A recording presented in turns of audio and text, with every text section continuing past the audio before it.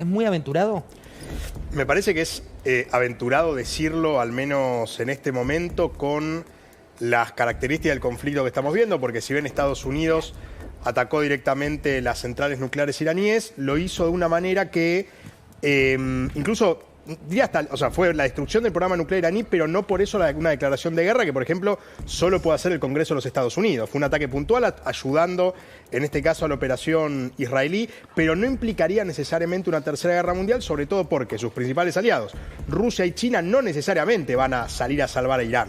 Podrán proveerlo, podrán actuar como proveedores, podrán actuar incluso dentro del Consejo de Seguridad de las Naciones Unidas, pero no por eso van a salir a ayudarlo militarmente de manera directa. Vamos a ver qué es lo que está pasando en esta noche que te decimos muy caliente. En minutos conectamos con Washington, vamos a conectar también con Israel, pero un breve resumen de esto que está cambiando al mundo en tiempo real.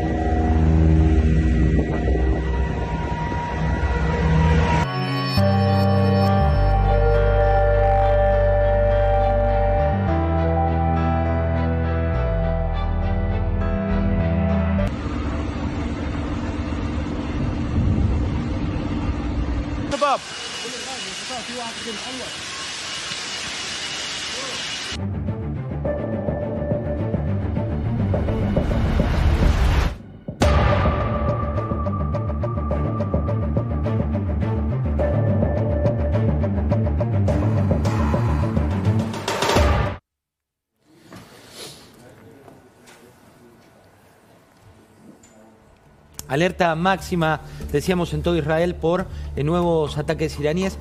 Vamos a completar la mesa. Nos saluda Martín Rodríguez Zebra. Martín, muy bienvenido, ¿cómo estás? Buenas noches, muy bien. Estimado Julián Gadano, ¿cómo anda usted? Muy bien, ¿qué tal? Buenas noches. Nos va a hablar de todo lo que tiene que ver con energía nuclear, ¿no? Así es. Vamos a saludar también a Sebastián López Pereira, ¿cómo estás? Buenas noches, ¿cómo estás? Gracias por la invitación. Y nos vamos a Estados Unidos con Guille Idiart. Guille está conectado, ustedes saben, es corresponsal de La Nación en Estados Unidos. Guille, muy buenas noches, ¿cómo estás? ¿Qué tal, José? Buenas noches, ¿cómo andan todos por ahí? Bueno, te leímos con muchísima atención, no parás de mandar textos y demás de lo que está ocurriendo. ¿Cómo se vive? ¿Cómo es el clima de lo que estás viviendo en Estados Unidos?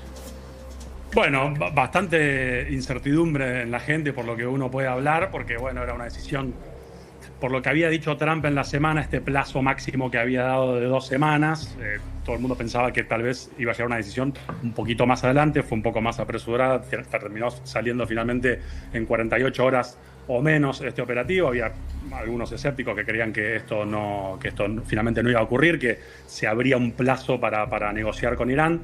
Bueno, finalmente la sorpresa que generó el anuncio de ayer fue grande. Martín, esto que estamos viendo, ¿cómo encuentra al gobierno argentino? Bueno, el gobierno argentino es un apoyo irrestricto, digamos, a todo el movimiento que está haciendo, que empezó Israel y que ahora continúa en Estados Unidos, pero lo tiene muy preocupado respecto de las consecuencias económicas que puede tener este conflicto, ¿no? Por un lado, indudablemente el precio del petróleo, pero toda la disrupción que va a generar en los mercados financieros tiende a golpear a los países más frágiles. Argentina está en esa lista, lamentablemente, desde siempre, y eso puede complicar el proceso de normalización de la economía que pretende el gobierno en un momento muy delicado en términos políticos, que es la antesala de un proceso electoral. Por un lado, la elección del 7 de septiembre en la provincia de Buenos Aires, en las que están todos los ojos del gobierno puestos en estos momentos, y después, por supuesto, las legislativas de octubre. Entonces, no es un momento para quedarse tranquilo en términos políticos cuando el mundo entra en una etapa de semejante incertidumbre. Incertidumbre que el presidente Donald Trump celebraba en términos de éxito y éxito. Hablamos del operativo que llevaron adelante de la siguiente manera. Thank you very much. A short time ago, the U.S. military carried out massive precision strikes on the 3 key nuclear facilities in the Iranian regime: Fordow, Natanz, and Esfahan. Everybody heard those names for years as they built this horribly destructive enterprise. Our objective was the destruction of Iran's nuclear enrichment capacity and a stop to the nuclear threat posed by the world's #1 state sponsor of terror. Tonight, I can report to the world that the strikes were a spectacular military success. Iran's key nuclear enrichment facilities have been completely and totally obliterated. Iran, the bully of the Middle East, must now make peace. If they do not, future attacks will be far greater and a lot easier. Guille, nunca mejor dicho, tenemos la tapa del diario del lunes. El título de La Nación es: con el mundo en vilo ante la represalia, Trump sugiere un cambio de régimen en Irán, que tiene que ver con el trabajo que vos hiciste. ¿Qué implicaría este cambio de régimen y por qué está hablando ya el presidente de Estados Unidos de esta situación? Bueno, lo primero que hay que decir es que el posteo que hizo Trump hoy a la tarde en Truth Social generó un poco de sorpresa porque fue distinto a lo que habían dicho en la presentación de esta mañana el jefe del Pentágono y el jefe del Estado Mayor Conjunto, que fueron los que hicieron la presentación hoy temprano sobre los detalles del operativo, y ahí aclararon que esto era un operativo para destruir las instalaciones nucleares de Irán y que justamente no buscaban un cambio de régimen, del régimen teocrático que gobierna Irán y que es el archienemigo obviamente regional de Israel y un enemigo obviamente importante de Estados Unidos, con lo cual el mensaje que dio Trump por la tarde, haciendo un cambio de tono, abriendo esta posibilidad, bueno, ahora hay que ver cómo reacciona Irán ante esto. Lo que se está esperando es un poco a ver cuál va a ser finalmente la represalia de Irán sobre Estados Unidos, si es que tiene capacidad para hacerlo, a raíz de todos los golpes militares que ha estado recibiendo en estos últimos días, con la ofensiva, por supuesto, de Israel. Así que un poco eso es lo que hay que ver para los próximos días, ¿no? Mirá, vamos a ir a Beta Piqué. Beta está en territorio y la vamos a sumar a nuestra colega de La Nación, que está allí en territorio, para que nos cuente qué es lo que está viviendo, cómo lo está viviendo, de qué manera lo está viviendo. Beta, buenas noches.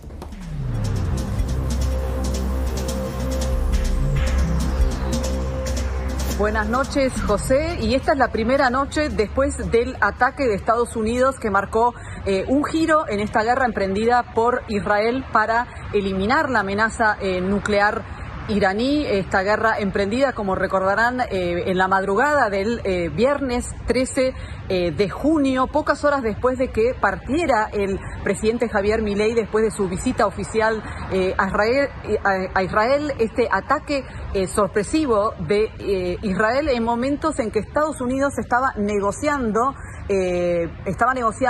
justamente sobre la cuestión nuclear con las autoridades iraníes.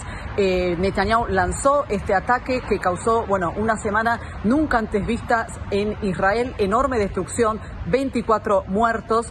Y con la presión a Estados Unidos, que finalmente se dio a esta presión y se involucró por primera vez en forma directa en una ofensiva militar activa en Medio Oriente. Como saben, Estados Unidos atacó 3 bases nucleares iraníes, bases nucleares que para ser destruidas necesitaban de armas de los bombarderos y de la superbomba de Estados Unidos, que finalmente accedió a unirse a esta ofensiva. Esto ha generado enorme alarma en toda la región. No se sabe aún si Irán atacará a las bases que Estados Unidos tiene en esta región. Al momento cantan victoria tanto Estados Unidos como Israel, diciendo que lograron destruir la capacidad nuclear de Irán, pero en realidad hay muchísimas dudas en cuanto a si esto es cierto. Hoy hablaba con un experto que me decía que en realidad nadie sabe si realmente ha sido destruida la capacidad nuclear iraní, y tampoco nadie sabe cómo se evolucionará este conflicto que mantiene en vilo al mundo y que ha paralizado a Israel en los últimos días. Saludos para todos, José, y muchas gracias. La conexión con Beta no es del todo directa, pero sí hay que destacar el trabajo que está haciendo, que realmente uno ya lo da por hecho, ¿no? Porque es corresponsal de guerra, pero es una de las periodistas más valientes que tiene sin dudas la República Argentina. Guille, y lo voy a sumar en este caso a Julián Gadano, y miro el papel porque me confundo con su hermano. Julián Gadano es especialista en todo lo que tiene que ver con energía nuclear, fue subsecretario de Energía Nuclear, y quiero mostrar el arma, ¿no? El arma de guerra que se utilizó ayer. Contanos un poco los detalles, Julián. Bien, bueno, ¿qué hizo Estados Unidos? Y de paso aclaramos, Estados Unidos no atacó centrales nucleares, digo, para tranquilizar a la audiencia. Una central nuclear es una instalación que genera energía eléctrica y tiene mucho inventario de uranio radiactivo. Irán tiene una central nuclear, nosotros también, es una instalación para usos pacíficos, para generar energía eléctrica. No ha sido bombardeada la central nuclear de Bushehr porque no es un objetivo militar. Es decir, tanto Israel como Estados Unidos han sido muy quirúrgicos en privilegiar los objetivos militares. ¿Qué bombardeó Estados Unidos? Primero Israel y ahora Estados Unidos. Yo tengo la intuición de que la destrucción ha sido muy fuerte. 3 instalaciones vinculadas a lo que llamamos el ciclo de combustibles nucleares, es decir, 3 instalaciones vinculadas con la capacidad potencial de Irán, que estaba muy cerca, de tener uranio enriquecido al 90%, o sea, a grado militar, después si hay tiempo explico brevemente qué es eso, y al mismo tiempo transformarlo en un elemento adaptable, digamos, válido para entrar en la para entrar en un, digamos, para hacer el combustible de un artefacto militar. Eso es lo que le bombardearon. ¿Para qué? Para atrasarlo muchos años en su capacidad de acercarse a una bomba nuclear. Irán no tiene bombas nucleares. Pero ahí se habla, me parece muy importante que destaques, hablamos mucho, leímos mucho en las crónicas de Guille y demás, de uranio enriquecido, pero el que no es especialista, sí, por lo menos yo tengo desconocimiento al respecto, ¿qué significa? Bien, el uranio es un mineral, es un elemento, es el elemento más pesado que existe naturalmente en la Tierra, pero viene en 2 composiciones isotópicas. Una composición isotópica es la cantidad de partículas que hay en el núcleo, ¿sí? La composición 238, el uranio 238, que no sirve para la fisión nuclear, es decir, no sirve para generar una reacción, ya sea para fines pacíficos o militares, y el 235. Viene con una proporción muy baja de 235, ya sea para usos pacíficos, en casi todos los casos, o para uso militar, hay que aumentar la proporción del 235. A eso lo llamamos enriquecer. Okay. Ahora, hay un dato central que es importante para entender las sospechas que existen sobre Irán. Para usos pacíficos, con enriquecer al 20%, es decir, con aumentar la proporción del isótopo 235, alcanza. La mayor parte de las centrales nucleares del mundo funcionan con un enriquecido al 5%, incluso las nuestras menos, funcionan prácticamente con uranio natural. Algunos usos médicos requieren de enriquecimiento al 10%, al 20%. Si un país tiene 500 kilos, como ya había certeza de que tenía Irán, o tiene todavía quizás, enriquecido al 60%, no hay ninguna justificación para fines pacíficos para tener ese material. Ahí se rompe el paradigma de fin pacífico. Claro, si yo te encuentro a vos 500 kilos de uranio enriquecido al 60, no me vas a poder explicar, no, mirá, mi deporte, mi hobby, no, son 500 kilos. ¿Cuánto tiempo necesitaba para llegar al 90%? Al 90%, al grado militar, muy pocas semanas. Ahora, eso no significa que estuvieran en condición de tener un arma, porque el uranio enriquecido es una condición necesaria para tener un arma. Después necesitas muchas otras cosas, por eso además de bombardearle las plantas de Natanz y la de Fordow, de enriquecimiento de uranio, le bombardearon una planta que está en Isfahán, que lo que hace es transformar el material ya enriquecido, el concentrado, en un gas que se llama hexafluoruro de uranio, digo, al que se le agrega, digamos, uranio combinado con otras cosas. Ese gas es necesario para, digamos, finalizar el proceso de enriquecimiento y después de transformar eso en un material apto para una bomba. Veamos la placa y ahí le vamos a preguntar a Guille cómo sigue la agenda por Washington. Estos son los aviones con los que Estados Unidos atacó. Esa es la bomba, Irán. En realidad. Es la bomba, sí, que viene dentro de este avión porque son los únicos aviones que pueden transportar bombas tan pesadas. Esa bomba pesa 13.500 kilos, es un taladro en la práctica, es una bomba que utiliza, digamos, la velocidad que adquiere en la caída usando esa inercia para girar y taladrar la roca y el búnker. Que solo Estados Unidos tiene esa tecnología. No, la tecnología Israel también la tiene. Lo que tiene Estados Unidos es esa capacidad, tanto en el artefacto como de transporte. Claro, ¿sí? Los aviones. Israel tiene bombas antibúnker y las ha usado y ha, digamos, generado daño en enemigos, pero no de ese tamaño. ¿sí? 14 ha tirado. Sí. Sí, alrededor. No tenía el número exacto, pero sí. Y esta tecnología, vos decís, la tiene tanto Israel como Estados Unidos. Sí, lo que pasa es que lo que no tiene Israel es la capacidad de penetrar en el búnker de Fordow y no tiene la capacidad de transportar con esos aviones que vemos ahí, que son los B-2, esas bombas. Digamos. Esos aviones son involucran una tecnología que solo Estados Unidos tiene, ¿no? Mirá los metros y kilómetros que tiene esta tecnología que hace a la diferencia, ¿no? Respecto, ahí tenemos, esto es otra de las diferencias en materia tecnológica que están aplicando. Sí, correcto. La bomba cae desde 15.000 metros, adquiere mucha velocidad de giro y eso la convierte, como te decía, en un taladro. Está hecha de un material, imagínate la temperatura a la que llega una bomba que está girando, penetrando en roca, ¿no? Uno alguna vez ha usado un taladro para hacer un agujero en la pared, te equivocás de taladro, se te pone toda roja la mecha. Bueno, esto es un material que resiste eso y que luego la capacidad explosiva no es tan grande, pero imagínate una explosión adentro de un búnker cerrado, ya no necesitas tanta capacidad. El secreto está en penetrar. Guille, ¿cómo es la temperatura a esta altura en Washington? Me refiero a cómo está la política explícita del gobierno de Trump en este contexto. Fede había mencionado algo antes del tema de algunas críticas, obviamente, de la oposición por no haber pasado por el Congreso, si bien el tema del Congreso es más para una declaración de guerra y esto, bueno, según dicen el gobierno, no es declaración de guerra.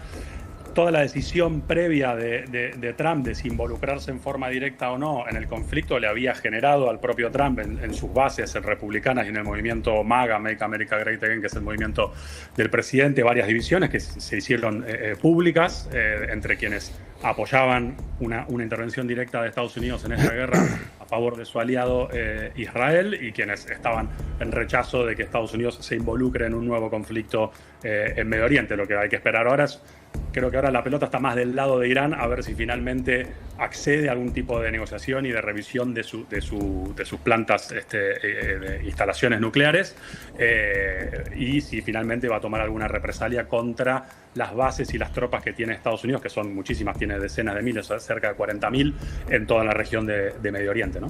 Guille, antes de despedirte quiero compartir con vos un mini doc, así lo llamamos, un mini documental que dura 1 minuto y medio sobre Grossi, ¿no? El argentino que llegó lo más alto en materia. ¿Cómo definís el lugar que ocupa Grossi hoy en el mundo en energía nuclear? Bueno, es el director general del organismo de Naciones Unidas encargado de, digamos, poner los parámetros para el uso de esta tecnología y de esta energía en el mundo. Es decir, es el director general del Organismo Internacional de Energía Atómica, que es un organismo del sistema de Naciones Unidas. Y que lo hayan amenazado. Que dicho sea de paso, hoy pidió, ¿no? en su intervención en el Consejo de Seguridad de la ONU vía video que le permitan a la OIEA ir a verificar finalmente qué es lo que pasó con las instalaciones nucleares de Irán atacadas, ¿no? En las cuales él mismo ha estado hace semanas atrás. En 2 minutos, él mismo nos explica su rol, su función, que es estratégica en este nuevo mundo, y es un argentino que está amenazado hoy globalmente, pero a su vez que tiene una misión, sin dudas, más que importante respecto al futuro de la paz también en el mundo. Mirá. Soy Rafael Mariano Grossi, diplomático argentino, y fui elegido director general de la OIEA en 2019. El inspector nuclear tiene una actividad muy delicada: inspeccionar todas las instalaciones nucleares que hay en el mundo, controlar que ese material nuclear esté dedicado a fines pacíficos y no se desvíe a fines militares.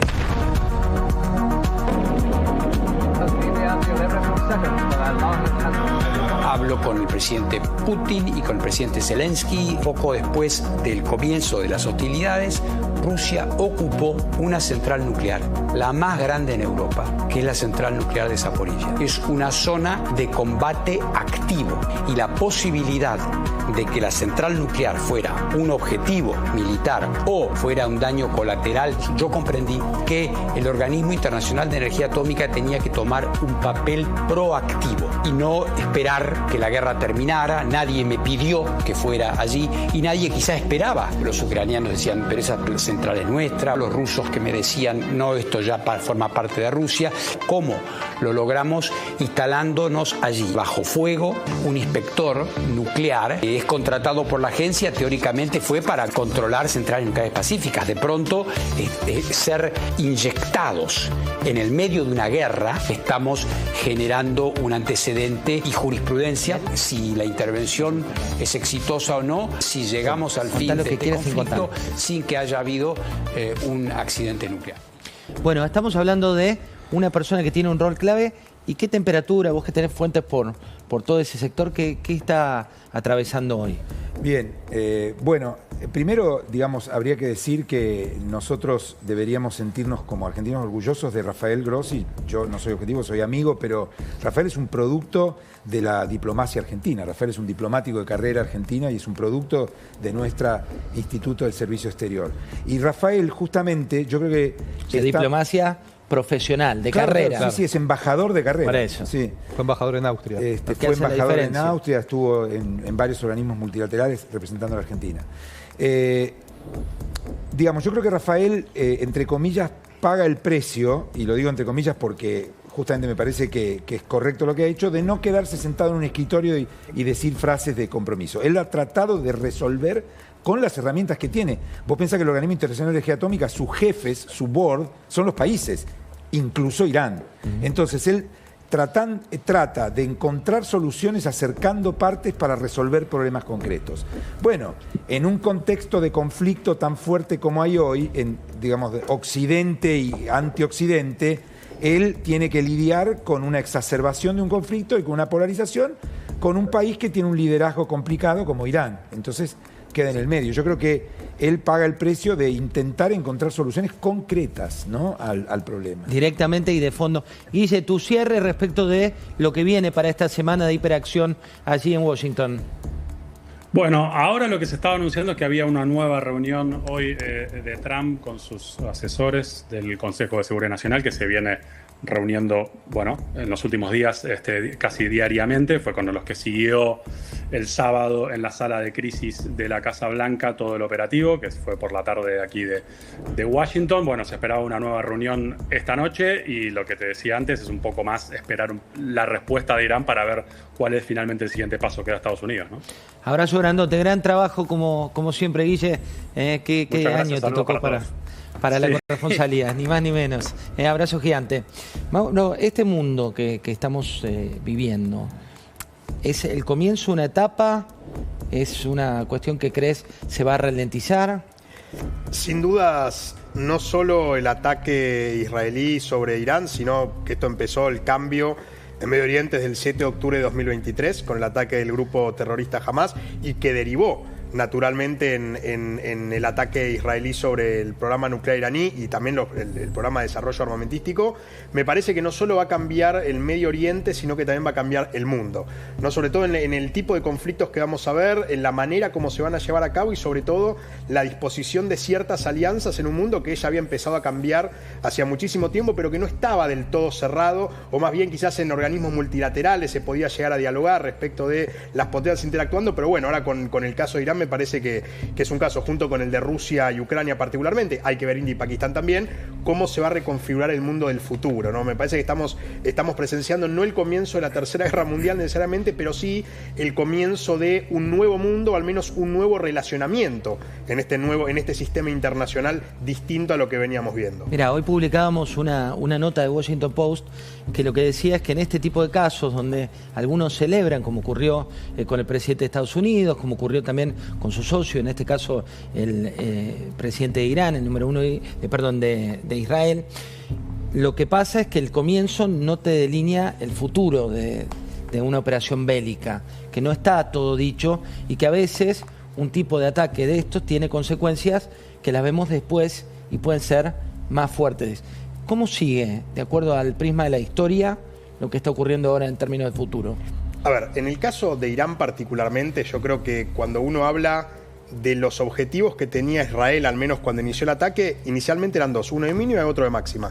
En cuanto al objetivo de mínima era la destrucción del programa nuclear iraní, yo no sé si es necesariamente la ralentización del proyecto nuclear iraní o su destrucción, y el objetivo de máxima es el cambio de régimen que asumió en 1979 con la Revolución Islámica. Por eso me refiero no solo con lo que dijo Donald Trump, que sus funcionarios justamente matizaron un poco, ¿no? Porque Donald Trump propició quizás un cambio de régimen en la República Islámica de Irán, porque el cambio de régimen no se produce sin que la población participe. La población iraní tiene que ser partícipe activa de ese cambio de régimen, si no va a ser prácticamente imposible. Y voy a decir otra cosa más. Cuando empieza este tipo de revoluciones, que pueden empezar tranquilamente con un ataque externo, uno sabe cómo empieza, pero no necesariamente cómo termina. Y esa es la principal incertidumbre. Martín, vos como periodista viviste mucho tiempo en Europa, ¿no? Y fuiste corresponsal allí en Europa. El prisma europeo, ¿no? Porque hoy tenemos mucho desde Estados Unidos, mucho también de varios medios. ¿Cómo está la opinión pública en Europa respecto de este conflicto? Europa está más, venía mucho más preocupada por la situación de Rusia, ¿no? Por el avance de Rusia, la penetración de Rusia hacia el oeste. Este conflicto lo encuentra un poco como un jugador que no está en la cancha como debiera estar, mirándolo un poco de afuera, el conflicto de Irán e Israel, con el involucramiento de Estados Unidos, y creo que eso de acuerdo a qué país te referís, va a estar más o menos involucrado. Cuanto más te acercás a la zona de conflicto, más interés vas a encontrar. Y la preocupación principal hoy tiene que ver con los efectos económicos que va a tener y que son inmediatos y que van a golpear muy fuerte, y principalmente por la cuestión energética, ¿no? Pero creo que Europa empieza a mirar que tiene que ser un conflicto en el que se va a tener que involucrar, ¿no? Y Donald Trump tiene muy desconcertado a todo el establishment político y económico europeo, ¿no? Vamos a tener toda la información de aquí hasta las 23:30. La mesa es muy amplia, los temas.